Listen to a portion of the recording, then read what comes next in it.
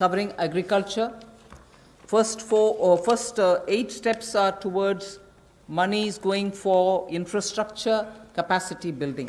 And from among the 8, so the first one is we provide 1 lakh crore for aggregators, FPOs, primary agriculture cooperative societies, farmer producer organizations which I mentioned, FPOs, all for strengthening the farm gate infrastructure. Farm gate infrastructure are cold chains, post-harvest management infrastructure, storage centers, yards from where they have to do it. So this fund for 1 lakh crore is being created. Here private entrepreneurs, agricultural entrepreneurs, startups, all of whom are now looking at facilitating by procuring from the farmers and reaching out with value addition to the global markets, don't have the infrastructure. So this fund for 1 lakh crore will immediately address that issue, and that fund will be created at the earliest. The next of the 8 steps towards capacity building, logistics and so on is for food enterprises who are micro in size. We shall be providing a fund of 10,000 crores. It's a scheme which will get executed with a cluster-based approach. I recall Prime Minister Modi when he spoke on the 12th of May, speaking about be vocal for local. This is one of the ways in which the local capacities, the local value-added product can have a global outreach, can reach out for global markets and build brands. They can create products of global standards, and therefore marketing them globally will also be assisted through this fund. Most of the products that we are aiming to deal with in this scheme will be related to health and wellness products, nutritional products, herbal products, organic products, and products which are now being used as alternatives for a healthy living. So this we expect will benefit 2 lakh MFEs, micro food enterprises. 2 lakh of them will benefit by bringing them up to that level, modernizing their production techniques, giving them capacities, branding their produce, and so on. But because it's going to be cluster-based, I would want to broadly give you a picture of what we are aiming at. Let us say if it is Bihar, makhana is considered to be one of the very nutritious food without any calorie concerns. One can always use it as a snack. And therefore, in Bihar, the cluster would aim at makhana cluster. Kashmir would aim at kesar, saffron cluster. Karnataka can have ragi and coarse grains, which is today considered to be the most healthiest alternative for gluten-rich wheat and rice. So the Northeast will have bamboo shoots and organic fruits. Telangana can have turmeric. We are only suggesting this because turmeric latte is a big thing outside. Milk made out of whipping cream and turmeric. So turmeric is rich in this country. There can be clusters formed. And Andhra can do chilies. Tamil Nadu can do tapioca, sago, and whole lot of other things. I'm just giving examples. So the cluster-based is going to focus on those organic and herbal materials or nutritional and health conscious, wellness-related food items in which India has a great strength. So this particular micro-fund enterprises, which will have 10,000 crores given by the government, will aim at branding and promoting such clusters. The focus will be on women. Focus will be on SC and STs. Focus also, where possible, will be on aspirational districts. I forgot to add the states and the products. One Sampada, states which are rich in forestry produce, minor forestry produce, we can also have a cluster which will also benefit them. Looking at logistics capacity and other provision of facilities for under the Matsya Sampada Yojana, which was announced during the budget. Pradhan Mantri Matsya Sampada Yojana was announced during the budget, but clearly the amounts and the provisioning and also making sure that critical gaps are getting filled are all now getting through, and we are announcing it for execution immediately. What this would mean is for activities related to marine, inland fisheries and also aquaculture, this money would be provided. We expect it will give employment for about 55 lakhs of people, and it will help in doubling India's export to reach 1 lakh crores. We also hope that this will bring in better standards in traceability, laboratory networks will be provided, fishing vessels, new fishing vessels can be given for fishermen and so on. New fishing harbors can also be built. And during the ban period, in the sense not the COVID ban period, but every year fishermen don't go to the sea during a certain period. At that during that period also, they can get some kind of assistance. So personal boat and insurance for boats, both personal and also both can be insured, insurance will be provided. So this we expect will lead to additional fish production of about 70 lakh tons over the next 5 years. Now everywhere, as I go on, I've done about 3, now I'll go to 4th, 5th and so on. Everywhere, the underlying principle is to empower people, give them resources so that they can produce for themselves and have a livelihood for themselves rather than go only on entitlements. Where entitlements are due, yes, they will be given. But largely, our focus is making sure India stands up on its own, India is able to be helped to stand up on its own, in turn generate more jobs and so on. So you find a lot more giving of empowering people through creation of skills, creation of logistics and so on. We move next to the 4th item of the 8 which I propose to put before you. This is very much just to refer to what from January 20, Pradhan Mantri ji has been looking at the foot and mouth disease of animals. Many of our animals, because they have not been vaccinated, suffered from this foot and mouth disease, as a result of which many of our milk-related producers or dairy or even animals which get infected could not be coming over to the markets. So farmers or animal keepers had a lot of suffering. So in order that we ensure 100% vaccination of all cattle, all buffalo, all sheep, all goat and pig population, nearly 53 crore animals. India is one of the largest livestock bearing country. And therefore, for a country of that size with one of the largest stock of animal with us, FMD has to be eradicated. Therefore, till date, beginning January, in spite of the lockdown difficulties, 1.5 crore cows and buffaloes have been tagged and they have been vaccinated. So traceability can be established. Why am I saying this? This had a commitment of over 13,000 crores from January of this year. That amount is also flowing, and now post the lockdown, in the green zones at least, this work shall continue with great speed. This forms the basis for my next slide, which pertains to animal husbandry and the money which is being allowed for that building of capacities in animal husbandry. And if we have created such healthy, vaccinated animals whose traceability is high, and we ensure that the ground is very well laid, animal husbandry, particularly dairy sector, can now really take the advantage of this kind of activity which Government of India has done. Therefore, 15,000 crores will be spent for dairy infrastructure. This will help, and we also hope that many private investments can also come into this area, because it has great potential for export, great potential within India for the market.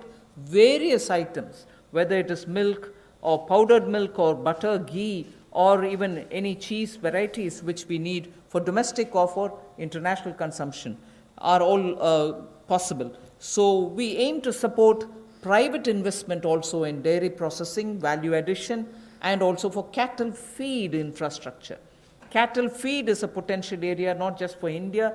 Export of cattle feed also has a lot of scope. And therefore, Animal Husbandry Infrastructure Development Fund of 15,000 crores is being established, and that can work as as an incentive. We can also give incentives for establishing of plants, industrial plants for export of niche products, like the way I said, cheese or processed milk or milk powder or cream. Such units will have to be established, which are scientifically done, and standards can be established. So Government of India will also give incentives for such plants which will get established in India, where you have healthy animals, vaccinated animals, good milk being available. So dairy industry. Promotion of herbal cultivation. There is a National Medicinal Plants Board. 4,000 crores of rupees is getting allocated for this purpose. This board has already supported 2.25 lakh hectares of area under cultivation for medicinal plants. We think greater 10 lakh, up to 10 lakh hectares will also be brought in for herbal cultivation in the next 2 years, with an additional outlay of with an outlay of 4,000 crore, which is what I'm announcing now. And this will help generate at least 5,000 crores of income for those farmers who are engaged in this cultivation. Additional extents are also being expected to be brought in. But more importantly, we again refer to a speech by the Honorable Prime Minister where he had said, on both the banks of the river Ganga, there can be herbal and medicinal plants grown so that it can benefit the local farmers. And these medicinal and herbal plants are now in great demand globally also.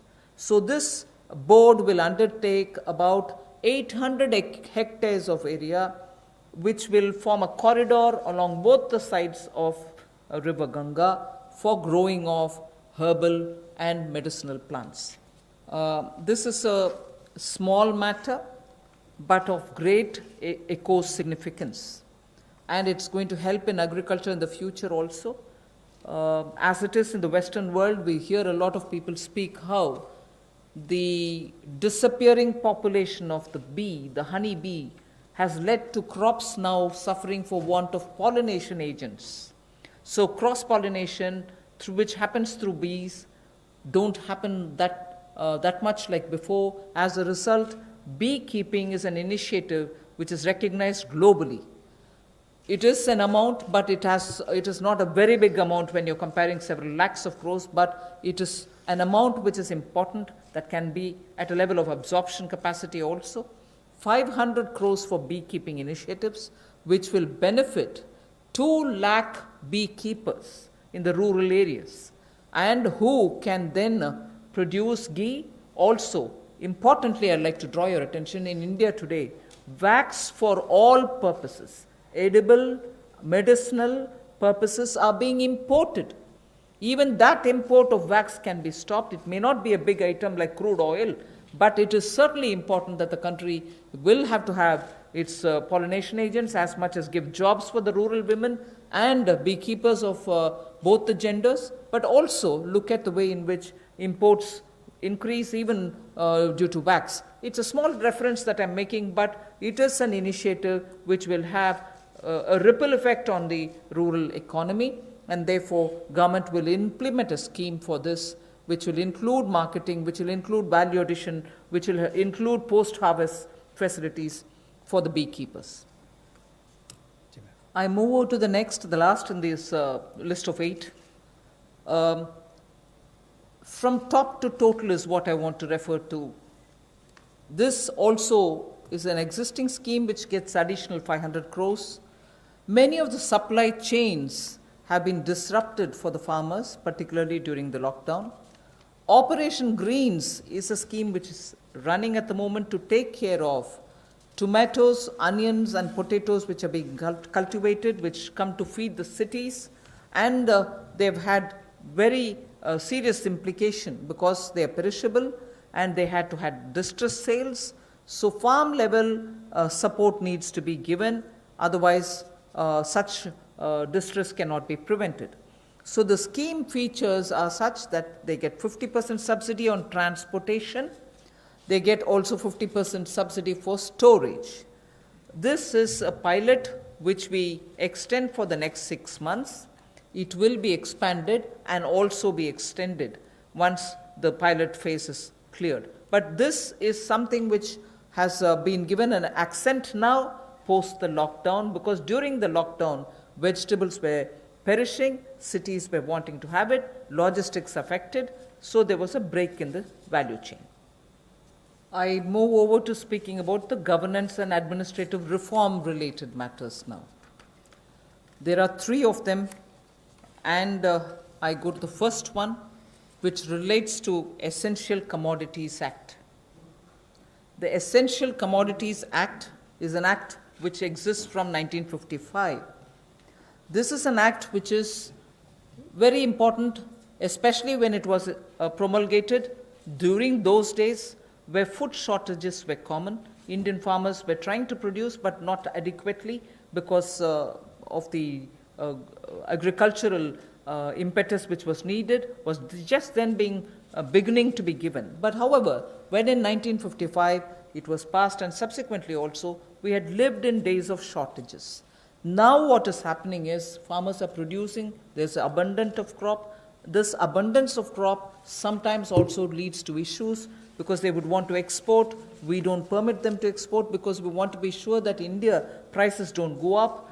And because of a flip-flop, sometimes farmers don't get the benefit, some other times the consumers suffer. So this Essential Commodities Act requires an amendment. And that amendment will largely be towards making sure that cereals, edible oils, oilseeds, pulses, onions and potatoes will be completely deregulated. And therefore, unless there's an extraordinary situation, there will not be a requirement to invoke this Essential Commodities Act. Stock limits to be imposed will be imposed only under exceptional circumstances such as national calamities or famine, or if there is a huge surge in prices. Otherwise, there is no need for invoking it. So to that extent, limited to that extent, we would like to amend the Essential Commodities Act. No such stock limit shall apply for processors, because today value addition happens at the doorstep of the food processors. Suppose he's kept stocks, and if the Essential Commodities Act comes into force, even his premises are raided and a whole lot of explanation is asked for. Even for food processing industry, it becomes a problem. So no stock limit shall apply to processors or value chain participants, or subject to the installed capacity. If they keep a certain quantity, that should be all right. Beyond the capacity is a different issue.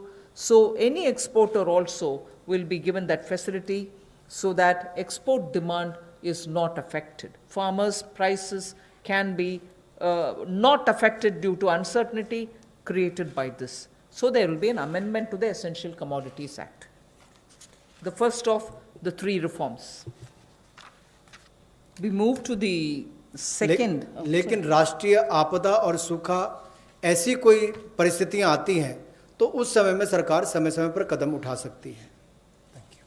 Sorry. I move to the next, the second of the 3 reforms. This is related to farmers and farmers getting adequate choice to sell their produce at an attractive price. We shall bring a central law so that farmers will be able to have the choice to sell his produce at an attractive price. He has no barriers in interstate trade. So the interstate trade at the moment is restricted. It should be barrier free. We also want to make sure there is a framework for him to have his produce e-traded. he should be able to engage in e-trading of his produce. So a certain amount, at the moment you know that he sells his produce only to licensees, holders of license, and this restriction has been one of the reasons why he is not able to find a fair price. Whilst I'll just give you one comparison. No other producer of any other produce in the manufacturing sector, for instance, is compelled to have to sell to only a certain set of licensees. Why should only farmers be restricted in selling his produce to only some licensees and not be open to sell it to whoever he wants to sell? So we want to give farmers the choice so that he'll be able to sell his products at an attractive price, have no barriers in interstate movement, and make sure that he is able to e-trade. So a central law is being proposed. The last of governance and administrative related reforms today, of the total 11 things that I said, 3 of them relate to reform related measures. The third is, we find that farmers do not have a standard mechanism which can be enforced for him to get a predictable price, a predictable sale of his produce, even before he starts sowing. So at the time of sowing, he goes in with uncertainties. He sows. If he is lucky and no monsoon or no other disaster reaches him, he is able to produce his produce, but doesn't get the right price, but doesn't know how much of it can be sold. So in order to bring in a certain certainty, which is obtainable prior to his sowing, well before every season, if he can be given a certain kind of a assured price return quantity, it will lead to a lot of fairness for the farmer. So we want to bring in a facilitative legal framework. Government of India will move in that direction to enable farmers for engaging with processors, food processors for instance, aggregators, large retailers and exporters, so that they will be able to fix their own fair price, be sure that he can certainly export, and also in the process benefit from better technology, better seeds, better assistance from the person who's going to buy it from him. So we would want to have an assurance in produce, in price and in quantity given to a farmer each time before he goes to sow his seeds. Rabi or Kharif, he should have well in advance an assurance of how much he would get for his crop, what is going to get sold, and what standard is he expected to produce.